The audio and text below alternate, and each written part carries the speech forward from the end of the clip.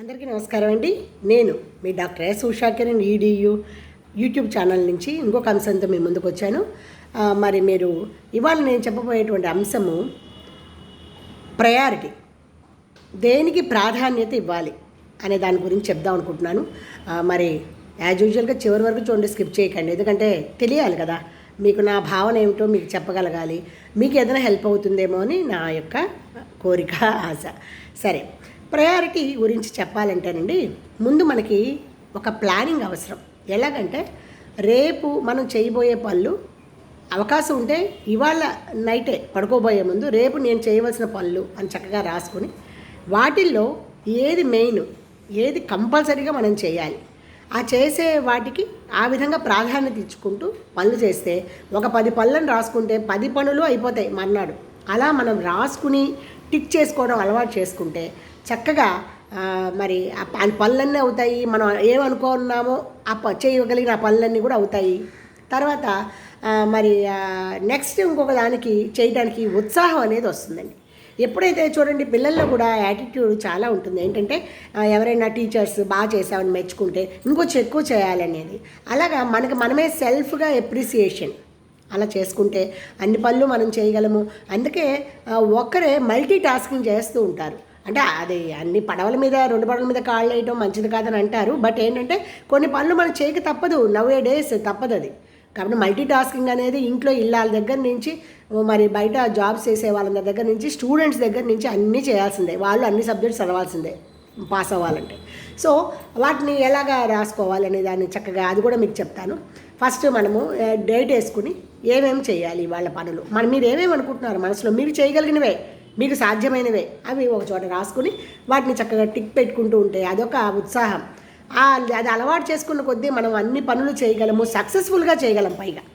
అదే కాబట్టి అంటే ఒక్కొక్కసారి కొన్ని చేయలేము. 10 పనులు రాసుకున్నాము, 5 చేసాము, ఏమవుతుంది, రేపటికి పోస్ట్ పోన్ చేసుకుని ఇవి కలుపుకుని ఇంకో 2-3 పనులు యాడ్ చేసుకోవడమే.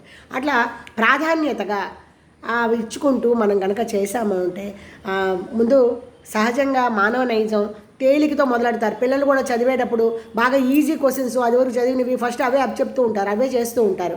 ఎందుకని ఈజీ దగ్గర నుంచి, అది మంచిదే. కాకపోతే ఏంటంటే డిఫికల్ట్ కూడా వాళ్ళు చేయవలసిందే కదా. అలాగే మనం కూడా కొన్ని డిఫికల్ట్ టాస్క్స్ చేయాల్సిందే కదా.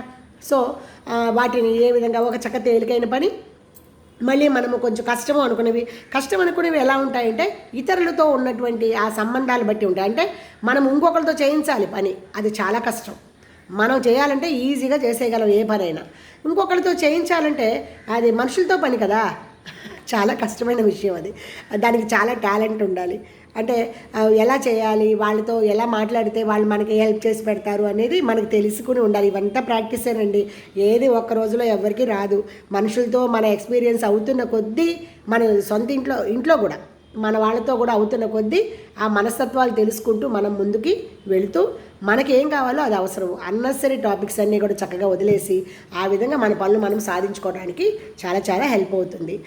మరి మీరందరూ మరి నా ఛానల్ని సబ్స్క్రైబ్ చేయాలి, షేర్ చేయాలి, లైక్ చేయాలి, కామెంట్ కూడా పెట్టాలి. ఎందుకంటే నాకు తోచినవి, నాకు అనుభవమైనవి, నేను ఎలా కొన్ని సాధించాను అనేవి మీతో పంచుకుంటే నాకు హెల్ప్ అవుతుంది. నేనేం సాధించాను అనేది నాకు కూడా తెలుస్తుంది. కాబట్టి మీతో కూడా పంచుకోవడానికి ఈ వేదికని నేను సెలెక్ట్ చేసుకున్నాను.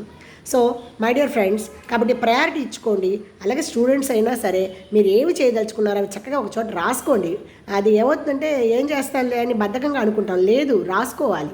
రాసుకుని ఆ లిస్ట్ బట్టి మనం చేయాల్సిన పనులు కొన్నే పెట్టుకోండి. రేపు చేయవలసిన పనులు ముందు ముఖ్యంగా 3-4 పెట్టుకోండి. అవి అయిపోయాక టిక్ పెట్టుకొని మీలో సెల్ఫ్గా చాలా కాన్ఫిడెంట్ లెవెల్స్ పెరుగుతాయి దీనివల్ల.